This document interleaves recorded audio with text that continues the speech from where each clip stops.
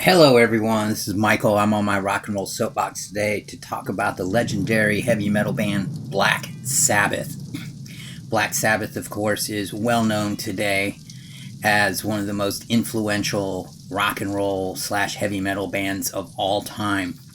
They emerged in the Birmingham, Northland industrial areas of England in the late 60s, and their sound was raw and dark and completely different from the flower power West Coast sounds of the United States that were popular during that time. They were embraced immediately by young fans, and their albums became hits almost immediately. But outside of the fandom, they were largely dismissed and even ridiculed by the rock music press. Parents did not like them at all. They didn't like the imagery and the songs about the devil and wizards and all this. But they were immensely popular, and they have a substantial catalog of 21 studio albums. They have 9 albums with Ozzy Osbourne on vocals, 4 with Ronnie James Dio on vocals, and then 7 albums with other people on the vocals. And in total, that gives us 161 songs, which is more than 13 and a half hours of music. And that's a lot to make sense of. So what we're going to do today is we're going to rank every single every single album, and help you distinguish between the classic Black Sabbath albums and the ones that you should probably stay away from. Now, the very first album is titled simply Black Sabbath and was released in 1970. It has, of course, Ozzy Osbourne on vocals, Tony Iommi on guitar, Geezer Butler on bass, and Bill Ward on drums. And you can see I give this album a rating of 73. This album was revolutionary when it came out in terms of just the way it sounded. It's got that doom sound. This is the opening song. You can hear it right now. Also titled Black Sabbath. And it is ominous, dark, heavy, foreboding. You got lyrics about the devil and wizards, and everything just seems oppressive and heavy. And it kind of almost reflects the Birmingham industrial sounds and life that they were exposed to growing up. Let's look at it song by song. Not sure everything is working here. There we go. All right. You can see that I have the first 2 songs on the album, Black Sabbath and The Wizard, as 5-star songs, 100 stars. And then after that, we got NIB and Wicked World, also 4-star songs. And then the last song, A Bit of Finger, I only give it 3 stars, which is a 60. And then Evil Woman was not actually on the original album. It was a bonus song that was added onto expanded versions of the album. And it's just a short 3.5-minute song that really didn't add value to it. And so, for the most part, this is a really outstanding album, despite the fact that it was recorded on a weekend. They only could afford something like 18 hours of studio time, and they had to go in and record the entire album in those 18 hours or whatever it was they had over those 2 days. Now, they only had about 25 minutes of real songs when they went in, and so the final 10-12 minutes of the album consists largely of an improv Tony Iommi guitar solo. That's what makes up the bulk of this song, A Bit of Finger. And one reason I'm not that great a fan of this is a long song. A good chunk of it is just a guitar solo that he made up on the spot with 0 accompaniment. There's no other instrumentation going on. And it's not my favorite song as a result of that. And that kind of drags down the overall score of the album. You can see that I said I gave it a 73, which, if we look at my guide here, is still very good. It just, like it says here, it says either fails to reach the highest highs or has low lows. A Bit of Finger is a bit of, it's long and it's not all particularly great. Otherwise, however, this is a classic heavy metal album, a classic rock album, and a classic rock album, and it deserves all of its accolades that it's received over the years. The opening song, Black Sabbath, that we heard at the beginning here, is one of the most legendary album openings in all of rock and roll history. It starts out with that rain, and then you hear the church bell ringing, and before you even hear any music, it's like, wow, what's going on? This sounds a little ominous. And then when that chord smashes down and they come here, it's just, nobody had ever sounded like that before. It was revolutionary. It was totally different than anything anybody had ever heard or encountered before. And that kind of sound, that totally different sound, was represented throughout the album. And it's a classic heavy metal album. It's a classic rock and roll album. And it got the Black Sabbath career off to a great start. They got quite a few accolades. They sold a lot of copies to young people. Again, critics and parents and everyone who wasn't a fan really dismissed them and ridiculed them and did not like it and assumed that this was just some kind of dumb fad that would go away. Could not have been more wrong. Alright, let's move on. The next album is Paranoid. And Paranoid, while perhaps not as culturally impactful as their first album, because it's somewhat the same, is a better overall album. And there's two reasons for that. One is that, as I mentioned, the first album was recorded in 2 days in a studio, and the production values are not all that great. The sound of the album is actually really good, and that rawness, I think, contributes to the kind of ominous doom sound of it. However, there was room for better production, and they did get better production on Paranoid than they had on the first album. Also, the songs are just better. These are, I think, 8 fully fleshed out songs. There's not any of that, oh, we need filler. I will say this. They needed one song at the end, and they wrote it spontaneously and to fill the final 4 or 5 minutes of the album.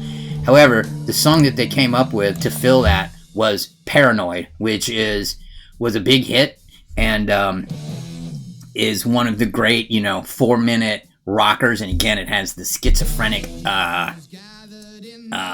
lyrics to go with the Paranoid album, and I mean, it just contributes to the overall kind of dark doom themes that the band is exploring throughout this time period. You can see, though, that we got bangers almost across the board here. War Pigs, which is what we're listening to now, classic war protest song, and also just rocks from beginning to end. Paranoid, I mentioned. Iron Man. There wasn't a kid in the 70s who didn't pick up one of the box fans and say, "I am Iron Man." That was, every kid did that in the 70s who ever got exposed to Black Sabbath. Electric Funeral, Rat Salad, Ferris Wheel Boots, all just great classic Black Sabbath heavy metal song. Hand of Doom, I like a whole lot. The only thing I don't like is Planet Caravan, which is a slow, quiet, soft song. And I don't mind that it's slow and quiet and soft. I like lots of songs that fit that way. It's just boring to me. And I don't think it is them at their best. I know a lot of people that like that song, and for me, that means it brings this. If you look at it, I rated this song as a 90, which is very high. If it wasn't for Planet Caravan, it would be even higher because it's almost a perfect album, with every other song being a 5-star song or one that was a 4-star song. So, Paranoid is a no doubt about it. Classic heavy metal band, heavy metal album, and deserves all the attention and raves that it has received throughout the last 60 years since it came out. 60 years ago, or not 60, 50 years ago. This stuff is 53 years old. That astounds me. Note also that this is the second album that Black Sabbath released in 1970. That's unheard of today for a band to come out with multiple albums in the same year. However, it was really quite common back then for 70s bands. Led Zeppelin had 2 releases in the same year. Rush had 2 releases in the same year. Bands were really expected to release an album almost every year. And really, the work ethic of those bands back then was tremendous, because it was record an album, go on tour, promote it. Come back, record an album, go on tour, promote it. A lot of bands did that cycle for many years during that era. Alright, so that gets us through the second album, Paranoid, and at this point the band is doing quite well. Their albums are hits. They're more like album hits as opposed to getting lots of singles. I mean, Paranoid was played and War Pigs was played, but their popularity was more album based than single based, which this was an era when that was starting to happen, or not. It was already established by now. The late 60s really transitioned music from being singles based to album based, and so a lot of bands focused more on creating popular albums as opposed to hit singles. Hit singles were nice though. The record companies definitely liked them. But we're off to a good start here. Next up is MasterOfReality, released in 1971. And this is another great album. You can see it ranks as 82, so a little bit off from Paranoid. And the band is not really deviating from the scheme here. They're continuing to play doom-laden, riff-heavy songs featuring Tony Iommi's, dark riffs, dark lyrical things. They're not innovating. They're doing what they've been doing for the first two albums, and that's fine because they're kicking ass at doing it. And if we look at the album song by song, it looks kind of hit and miss, but let's walk through this and I'll tell you why it's actually better than it looks here. So, a couple things. Embryo and Orchid are both very short instrumentals. Tiny Iommi like to put these short instrumentals into a lot of their albums, and frequently, in my opinion, they don't work all that great, and they kind of break up the album. Sometimes, like, I feel like After Forever going into Children of the Grave might have been better. I mean, Embryo kind of makes sense as an intro to Children of the Grave, but I don't think it's great. It's okay. And same thing with Orchid. It's just a little. I believe that one has a cello playing along with the guitar, and it's just like a 45-second, intro to the next. It's not even an intro. It's just a solo thing. The one song I don't like is Solitude. Again, a slow, quiet, relatively quiet number. And you've noticed that all three albums have had one song that I did not like. And this is kind of something throughout this early classic Black Sabbath period that prevents some of their albums from being, even higher in terms of scores. We could have had albums that ranked as 95 or higher were it not for all of these albums have at least one song that I don't particularly like. I know Planet Caravan from Paranoid is popular with a lot of Black Sabbath fans, not me. But Solitude, I'm not sure I've known anybody who really particularly likes that song. So overall, it reduces the score from what could have been like a 90 down to 82. Still, I would put MasterOfReality on today and listen to it from beginning to end and would be fine. Now, one thing to note, like I talked about how bands released a new album every single year. A lot of bands would release albums every year.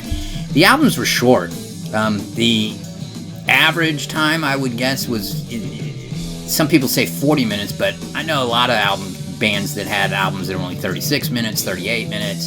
Some had 44, 45, but 40 being the average is probably right. That's easier to knock out 40 minutes of music than like a CD length, 60, 65, even 70 minutes. I'm not saying that it's just easy to come up with 40 minutes of classic music, but it's just the albums were a little shorter back then than what people are used to today, ever since the CD revolution. So, band is off to a really great start. We got three albums, all three ranking 73 or higher, and from my perspective, they're on they're just killing it from album to album. So let's see what we got next. Volume 4, you can see I've got it as an 81, just as good as MasterOfReality, and I give the band a lot of credit here because they started. They weren't just recreating Masters of Reality or Paranoid anymore. They were introducing new ideas. You hear a lot of jazz elements in like Bill Ward's drumming. You get just, I would say, a wider variety of general sounds and not just easy, straightforward, 3-chord rock stuff. Let's look at the songs here. The opener, Wheels of Confusion is one of my favorite songs in the entire Black Sabbath catalog. I just like that song. It like a lot of their songs in this early period, it starts out one way and then it gets to the middle and it changes distinctly, and yet they make it work. They pull it off, even though intuitively it doesn't seem like you should. Supernaut, Snowblind, which is all about cocaine, and then the album closer, Under the Sun. All of these are just killer, heavy rock songs from that era. And you can see I rate all of these 100. Throw in Tomorrow's Dream and Laguna Sunrise as 4-star songs, and it's a great album. You see one song I really don't like, which is FX. I got it as a 1-star. Again, this is one of those short instrumentals that Iommi, and all it is like him hitting a thing and you can hear it echoing, and I have no idea what he was thinking, why this is somehow added to the value of the album, because in my opinion it doesn't. Beyond that, we got a couple songs that I only rate as 3 stars, Cornucopia and St. Vita's Dance.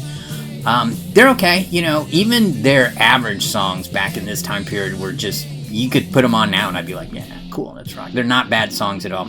But overall, this is now 4 consecutive albums where they're pretty much killing it.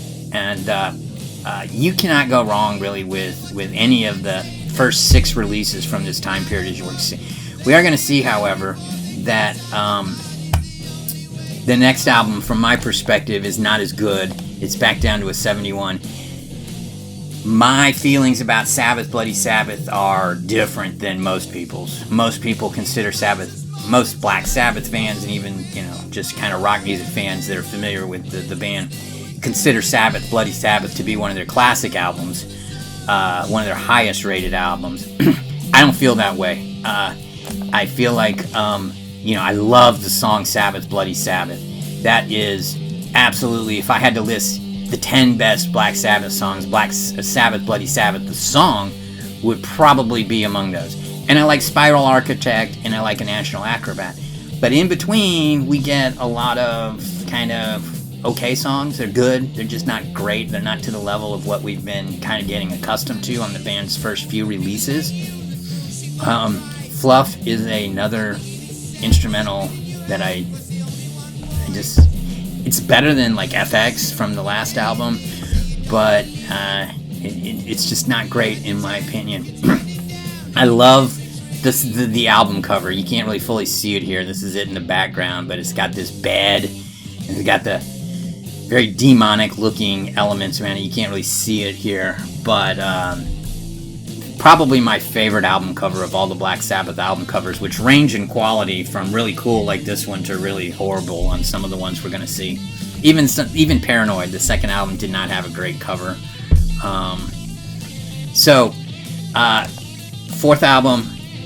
Fifth album, Sabbath Bloody Sabbath, still 71 is good, just hasn't been as good as what we've seen up to this point. One thing I should mention about Sabbath Bloody Sabbath is that the band was starting to experiment in this time period. So you're starting to get synths, you're starting to get strings in the background being played. The song Sabracadabra has pianos and synthesizers. Fluff was a really quiet, kind of mellow thing.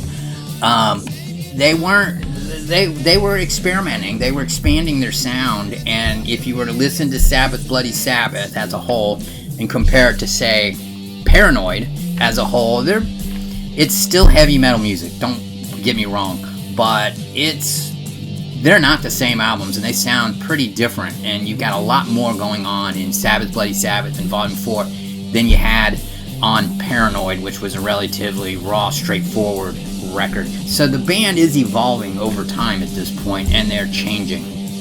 Alright, let's go to what is my favorite album in the Black Sabbath catalog, which is Sabotage. Again, my feelings about this are a little bit different than I think most Black Sabbath fans. I believe most Black Sabbath fans would rate Sabbath Bloody Sabbath higher than Sabotage, but I love Sabotage. This song is this is from Volume 4. Sabbath Bloody Sabbath is easily Black Sabbath's Sabotage is easily Black Sabbath's most progressive album, and if you know me, you know I like progressive music. You've got what I believe are their 2 longest songs ever in the entire catalog in Megalomania and The Writ, which Megalomania finished side 1 of the album, and The Writ finished side 2, and both of those clock in around 10 minutes. And they are quintessential 70s, almost prog rock songs in that they're lengthy, they got time changes, they take the listener on a journey. It's still heavy, all right? It's still Black Sabbath, it's still heavy metal, but it's very progressive. If you notice here, I list the 3 songs that open the album as a single one. Hole in the Sky on the album is one song, and then Don't Start Too Late is the second song, and Symptom of the Universe is the third song. But I link them all together because they need to be listened to as one, because they really are one musical piece. One flows into the next to the next. Even though they flow in a sort of non-intuitive way, Hole in the Sky is a unrestrained, no-holds, heavy metal, dun, dun, dun, dun, dun, from the beginning to the end, okay? And it's awesome. I love Hole in the Sky. It's just a kick-ass heavy metal song.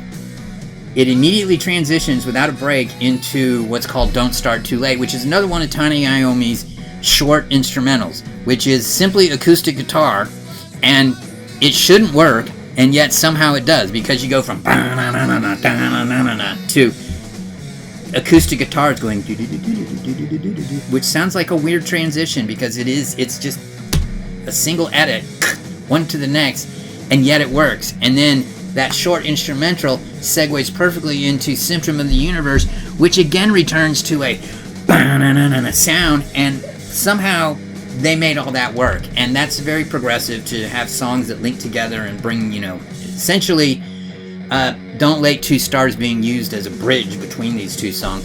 Also, Symptom of the Universe is a wildly crazy song, because like I say, it starts out as heavy, heavy, heavy, and then right in the middle it suddenly transitions into this almost calypso-sounding island kind of acoustic guitar-driven, hippy-dippy kind of thing.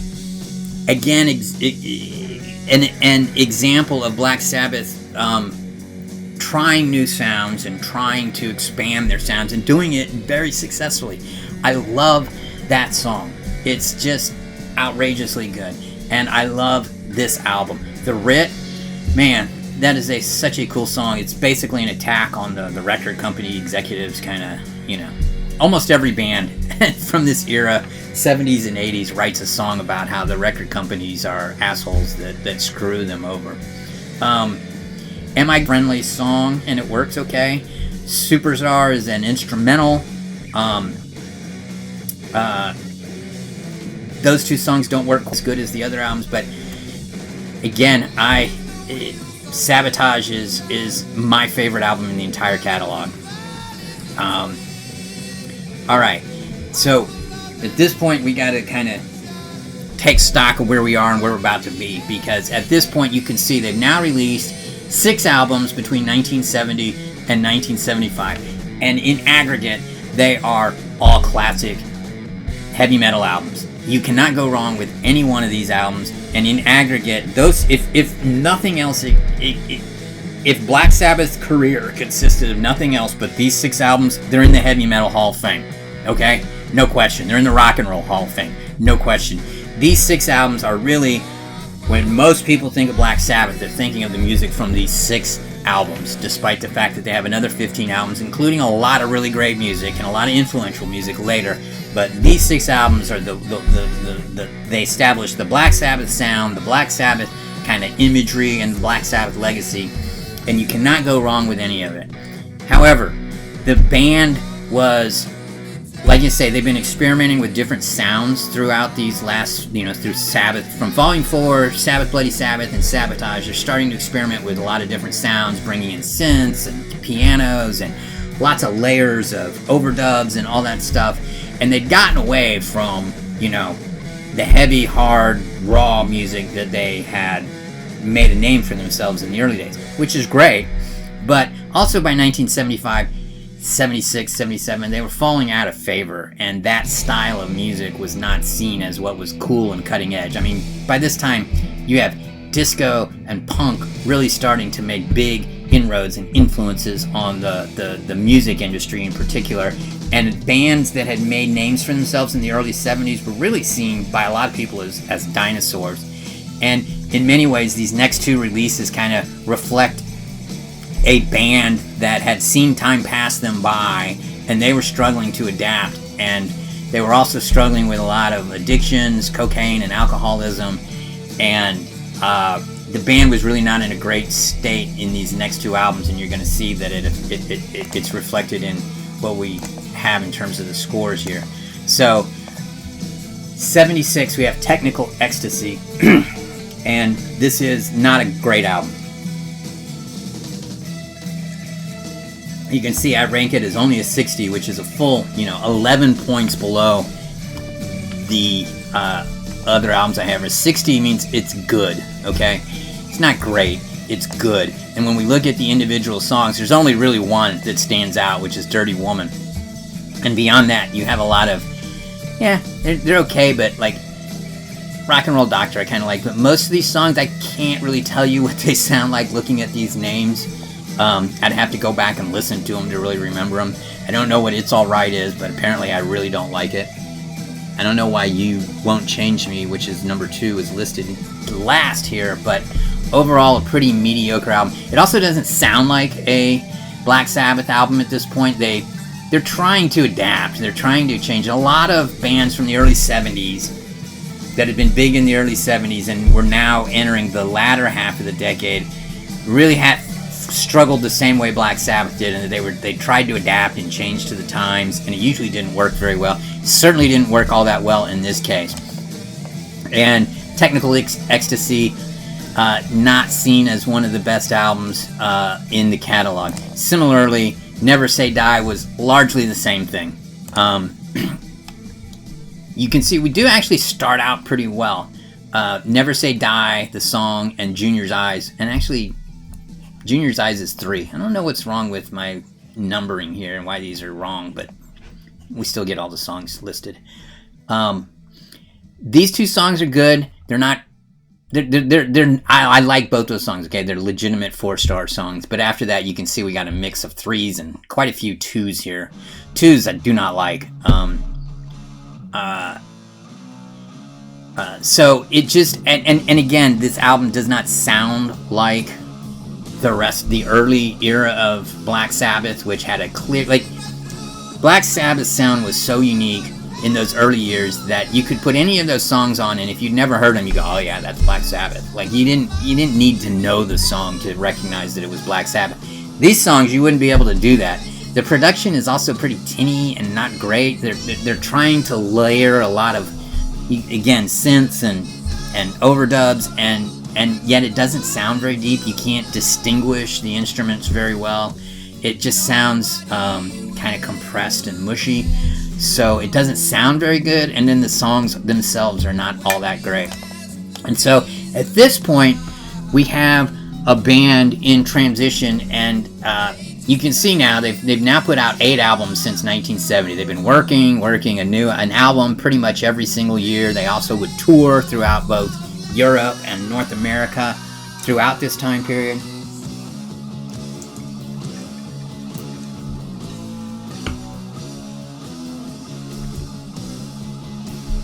I love this song. Just a great song.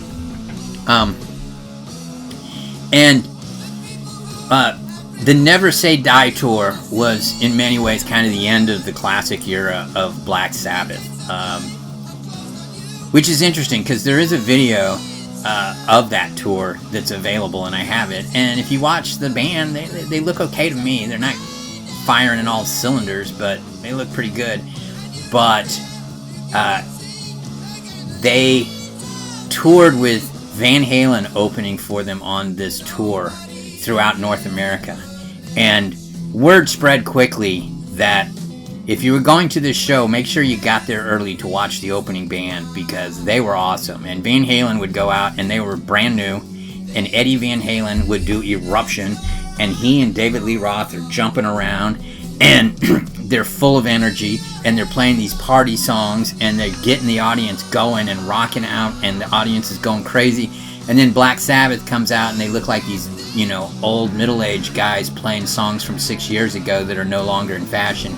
And they were getting blown off this, and they were also, you know, not in good shape. The addictions were taking hold, and they weren't really happy with each other. The relationships weren't great.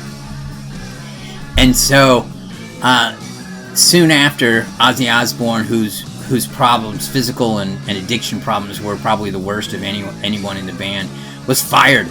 And that was the end of Black Sabbath. And to be honest, I think most people thought that was probably the last we ever saw of Black Sabbath. I mean, Ozzy was an integral part of the band, and their last two albums not only were critical failures, but they were commercial failures as well. They didn't sell well. Their tours, dwindling audiences, getting blown off the stage by younger bands. Those are all the surefire indicators of a band that you're probably not going to hear from again anytime soon.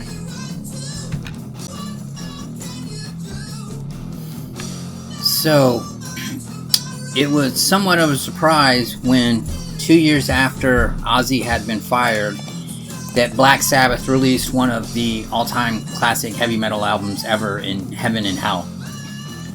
I don't think anybody saw that coming, other than maybe the band themselves. Now, of course, the big difference here is that Ronnie James Dio had replaced Ozzy Osbourne as the lead singer, and the sound on this album is totally, I don't want to say totally, but very different from anything the band had done before. In many ways, this is a new wave of British heavy metal album that sounds...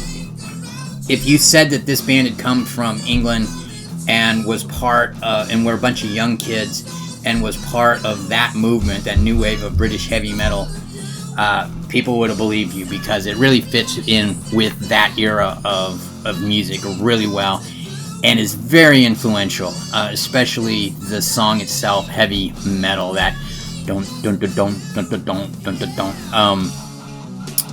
rhythm that they use in that song almost became like a genre unto itself, with bands like Iron Maiden and Dio himself. It's just been used a ton ever since Heaven and Hell came out. Now, Ronnie James Dio, we got to say something about him. Dio had come from the band Rainbow. Rainbow, of course, was started by Ritchie Blackmore after he left Deep Purple in, I believe, 1974 or something like that. And he and Dio got together, and the first album used Dio's backing band from Elf, and then in typical Ritchie Blackmore fashion, he quickly fired everybody other than Dio, and they went through a number of personnel changes over the 4 albums that they made together, but they made a lot of great music.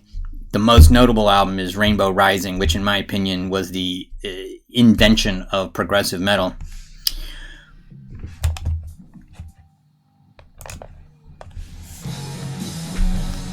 But Ronnie James Dio was a relatively unknown entity at that time. I mean, he had gained notoriety as Rainbow's lead singer, but for a guy who today is almost universally recognized as perhaps the best heavy metal singer of all time, and certainly one of the top 5 heavy metal singers of all time, and one of the greatest rock singers, period, of all time, it's pretty amazing, because Ronnie James Dio was 38 years old when he made this album. He was born in 1942.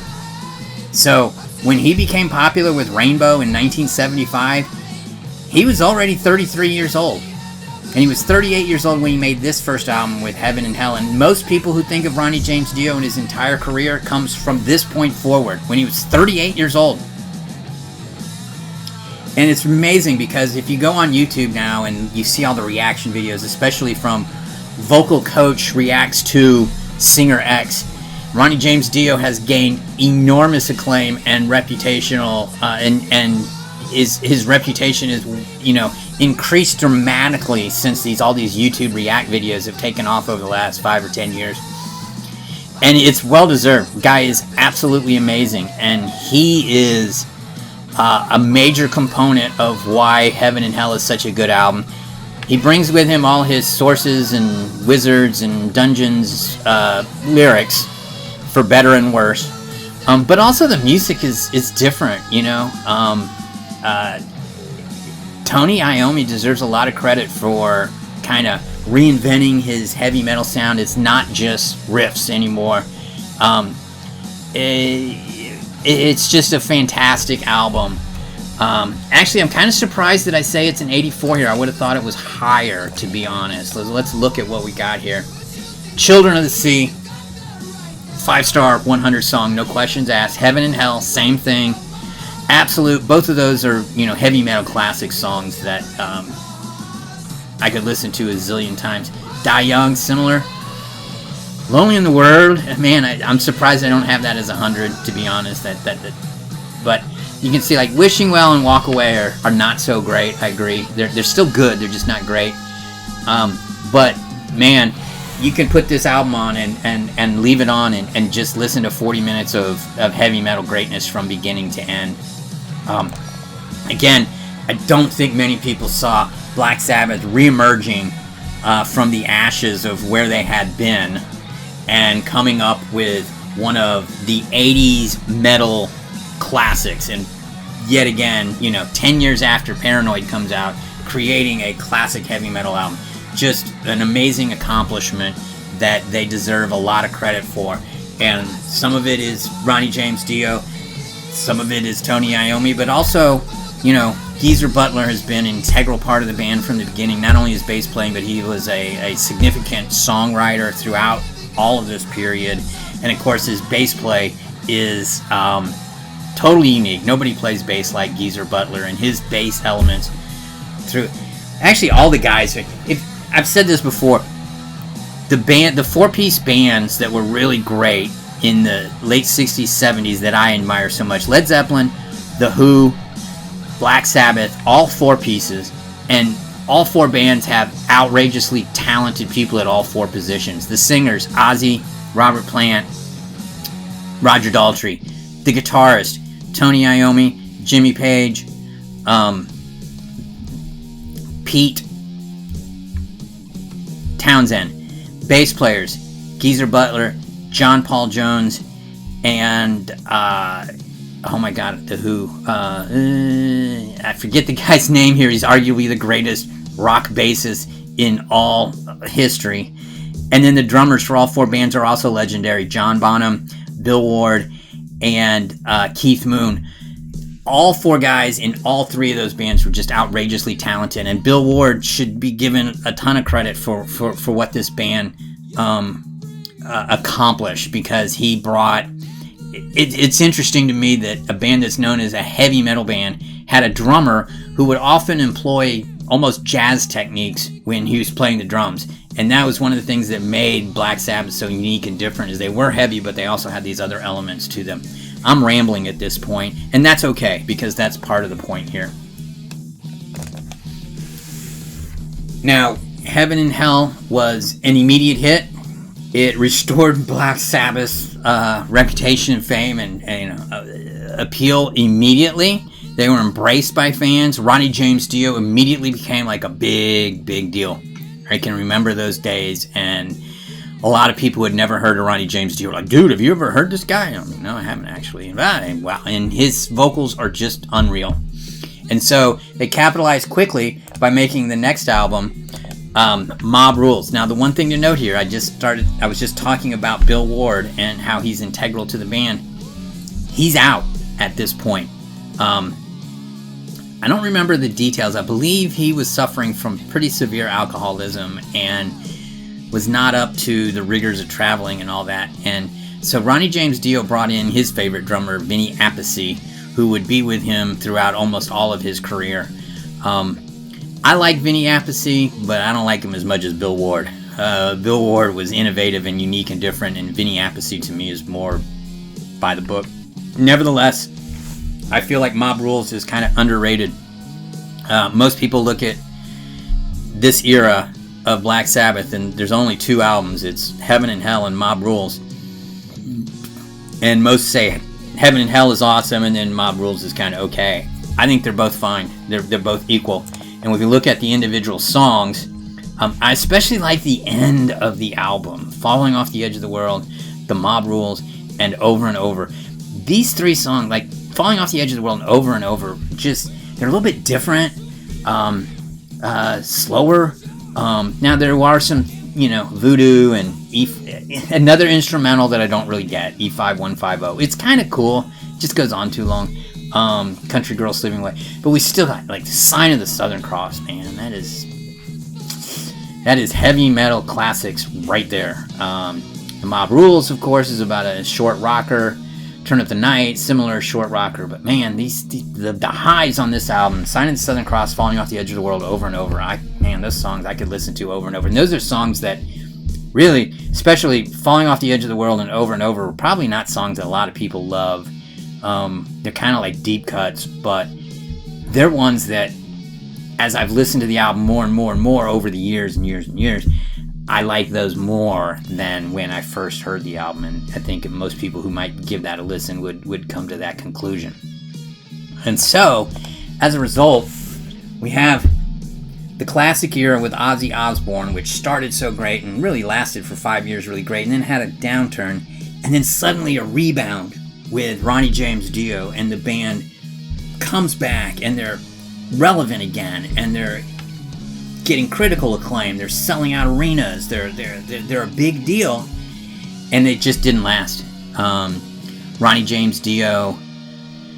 I mean, you can choose what you believe or don't believe. There's been different stories, but the gist of it is that after MobRules, they wanted to make a live album, and there became some dissension in the band about the production of editing of the live album, with accusations that Dio was going in and upping his vocals on the mix, which he denied, but it just seemed like the relationships were disintegrating, and Dio left to start his own career, which was very successful after that. And so the Ronnie James Dio Black Sabbath incarnation was over after only 2 spectacularly great albums, which is sad. And in many ways, the story should have ended here, okay? Because Ronnie James Dio wasn't the only one getting disillusioned at this point. Like I said, Bill Ward had already left due to medical issues, and when Ronnie James Dio left, he took the drummer Vinny Appice with him. So it's only Tony Iommi and Geezer Butler that were left. And honestly, they probably should have ended here, to be honest. The band enters a period here where every album seems to have different members playing, and the quality is diminished, and they are sounding like a generic heavy metal band in the 80s and not a, innovative, lead cutting edge band.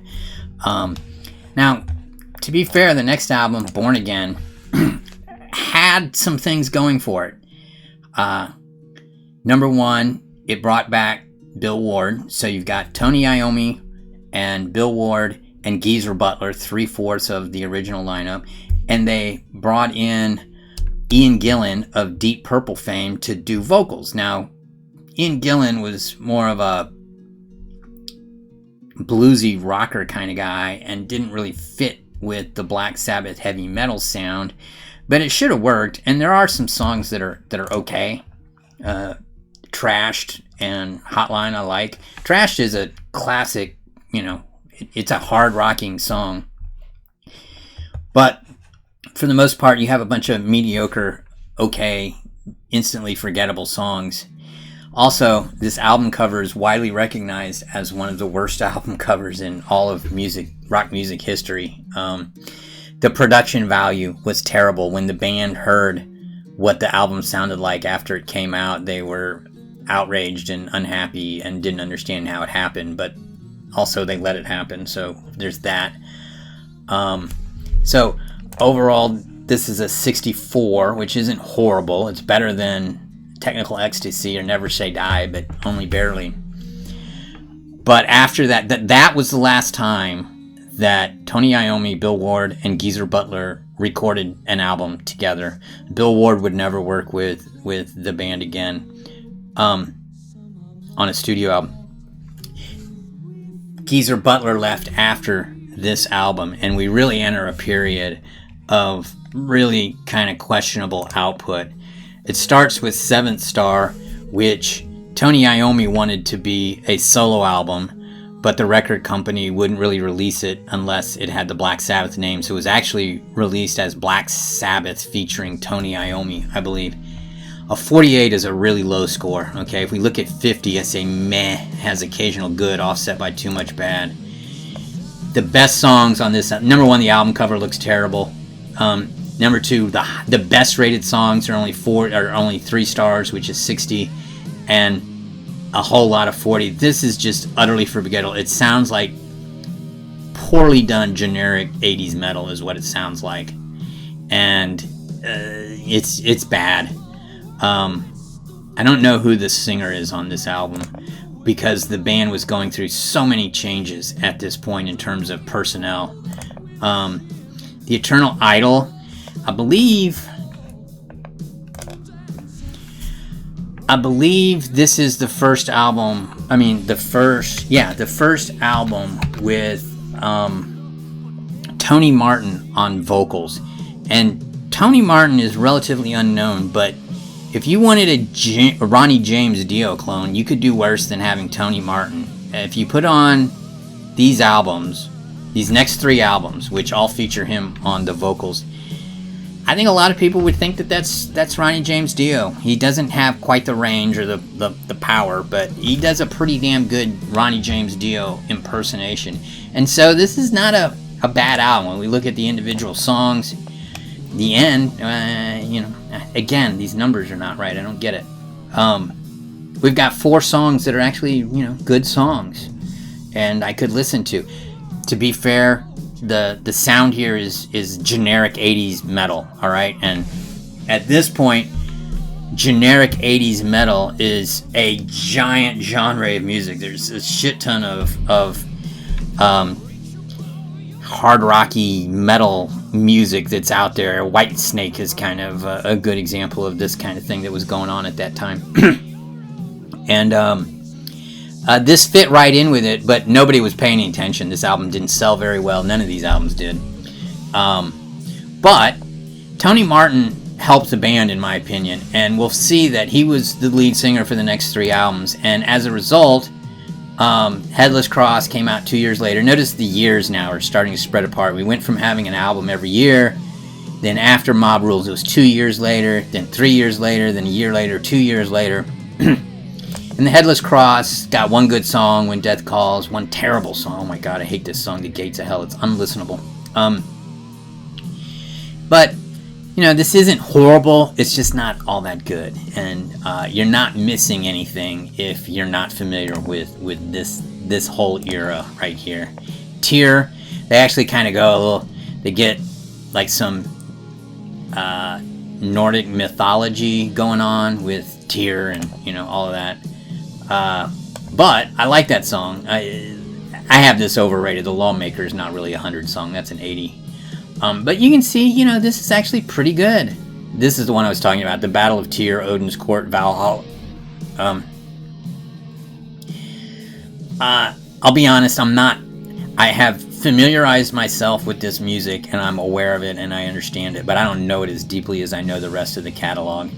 Mostly because it's just not that interesting. It doesn't distinguish itself from what was going on in the heavy metal world at that time in any notable way. It's just mostly the same things other bands are doing, and other bands were doing it better. But again, those 3 albums, you got a 69, a 60, and a 70. You average those out, that's like a 66 or something. That's not terrible, okay? Those are pretty good, You could do worse than those 3 albums. They're much better than, like, SeventhStar. And then we have a break, a couple years, and Ronnie James Dio comes back into the orbit, and they create Dehumanizer, which does not do as well as the early albums, and it's not anything new. It's kind of a return to this type of music. It's very similar, okay? Like Dehumanizer, if you told me that Dehumanizer was made as the follow-up to MobRules in 1982 or 83, I would believe it. Now, none of the songs are as good as 100, but as you can see, I like a lot of these. This is a consistent album.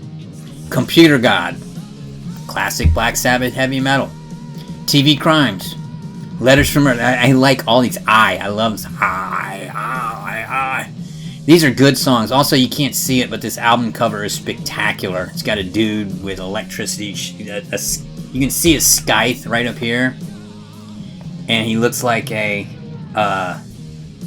kind of a Skeletor type dude, and he's got electricity shooting from his fingers, and you can see this guy getting electricity. It's a great album cover.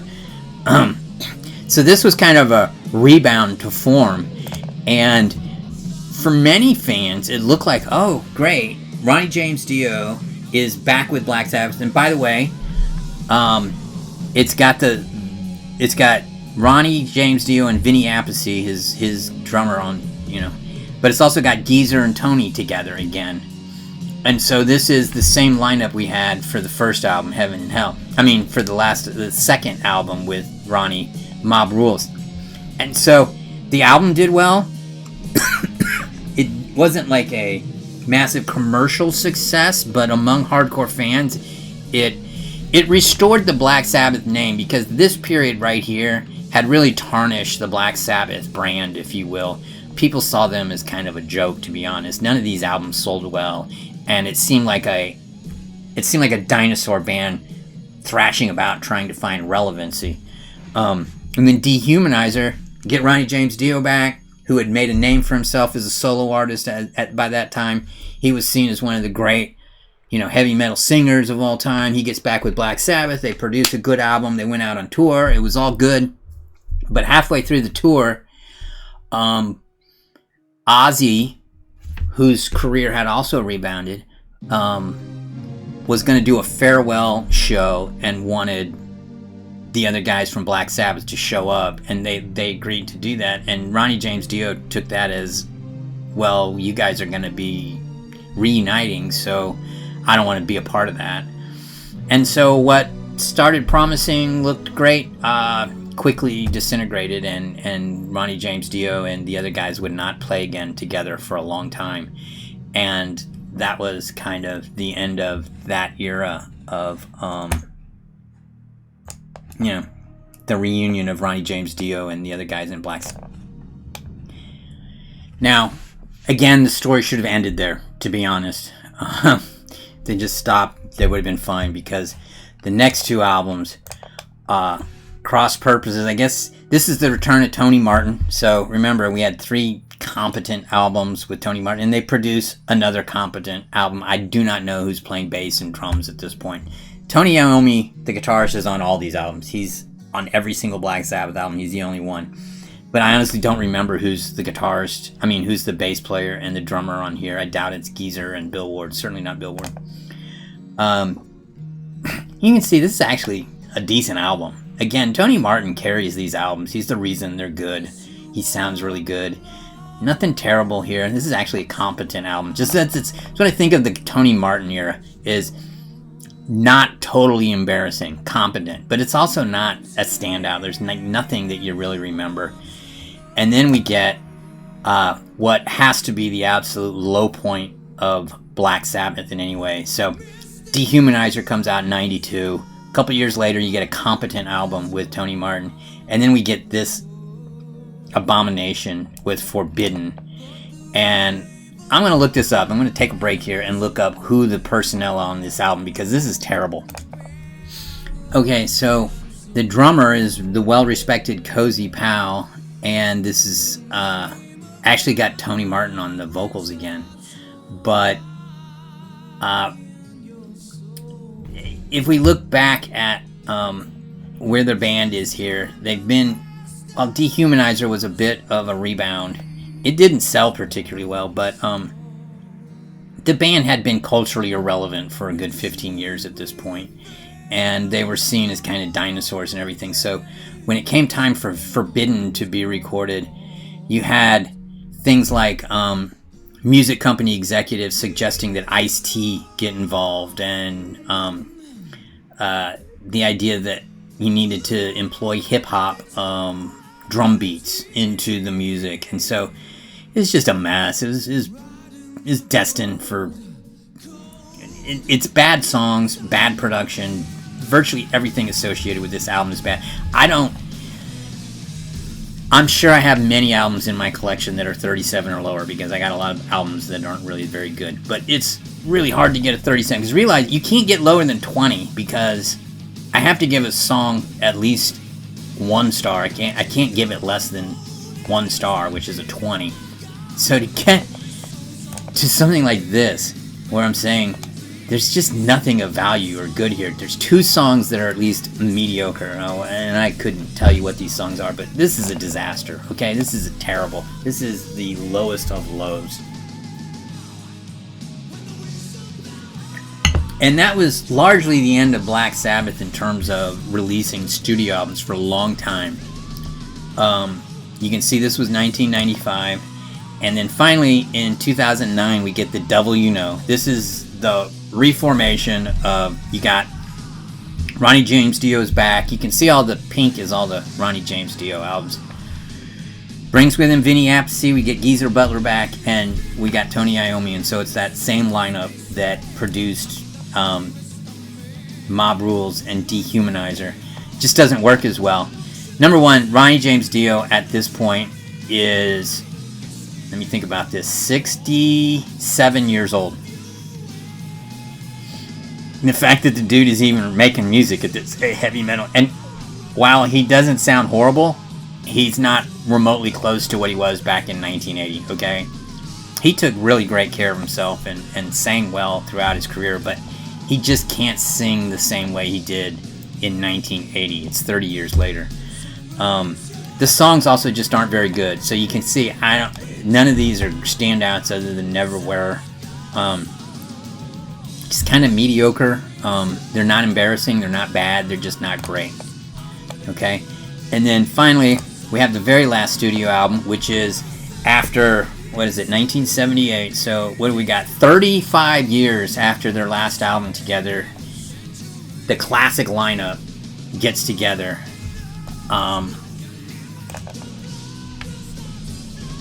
In addition to Ozzy Osbourne, you got Geezer Butler. So you got 3/4 of the original lineup. You got Tony Iommi, Ozzy Osbourne, and Geezer Butler.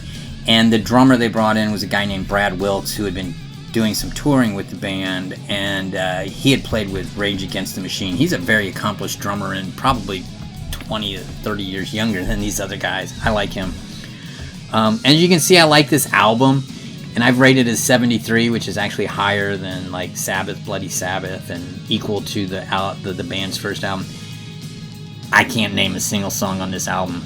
I like it. I rate the songs what I rate them, and we can see what they are. Let me see here. God is Dead. I know that one. Ozzy was never the strongest or most technically gifted singer, and he sounds pretty good here. Like, the relative distance from Ozzy in 2013 when this came out versus his early days is not that big, whereas Ronnie James Dio in Heaven and Hell days, the gap in his voice is greater because his voice was so technically great to begin with that anything below that fell blind. So Ozzy was not a technically gifted vocalist, and so he didn't fall. He sounds okay here on this album.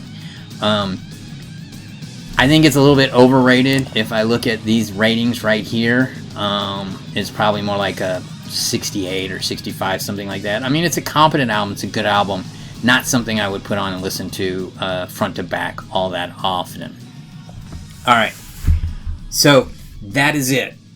That's the entire catalog. You can see I got the Ozzy albums in green, the Dio albums in purple, and everything else in blue. And you can really see that it's this classic period right here.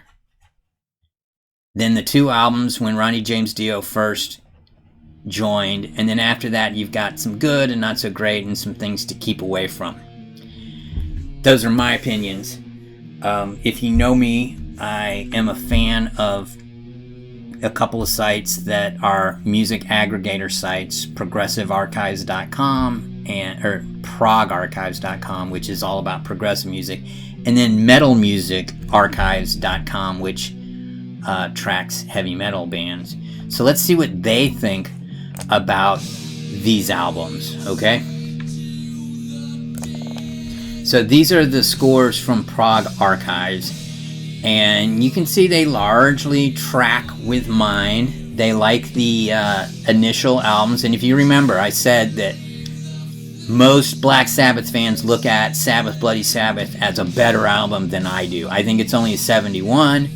The Prog Archives crowd is more like an 83 or an 84. Similarly, I like Sabotage more than others and the Prog Archives. So they see Sabbath Bloody Sabbath and Sabotage is pretty much equal, whereas I've got them really distinctly apart. But everybody agrees that TechnicalEcstasy and NeverSayDie are not very good, and everybody agrees that the 2 Dio albums that came back are better, though they see MobRules is a little lower than I do. And then everybody agrees that here we have a period of not great, but not horrible, other than maybe SeventhStar. And then everyone also agrees that Forbidden is trash and you should stay away from that at every step.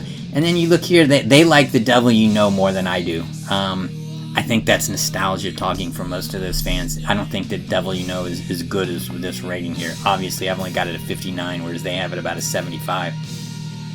And then we all kind of like the last album. So I'm not that far off from most of the Prog Archives crowd. Let's see what the Metal Music Archives crowd thinks. And you'd think their scores would be significantly higher than the Prog Archives crowd, but it's not. It is higher. You can see here, almost every score is a little bit higher, especially in this 80s era with, there's just no way I'm giving albums like HeadlessCross a score this high. But that gives you a sense that, I'm not that far off from the aggregators. They're all pretty consistent in what they think. They're with me. So, if we were to look at, segment the catalog, we've got the 9 Ozzy releases, where the lowest score was NeverSayDie at a 58. The highest score for me is Sabotage with a 91, and the average is a 76. And then we've got Dio, 4 releases, with the highest being the 84 Heaven and Hell, the lowest being a 59, The Devil You Know, and a 76 average overall. And then we've got the other albums, and you can see it's much different. We got a low of 37 and a high of 70. A high of 70 is, not as good as the other ones, and the average is 59. So with Ozzy, we got an average of 76. With Dio, an average of 76, and with everybody else, an average of 59.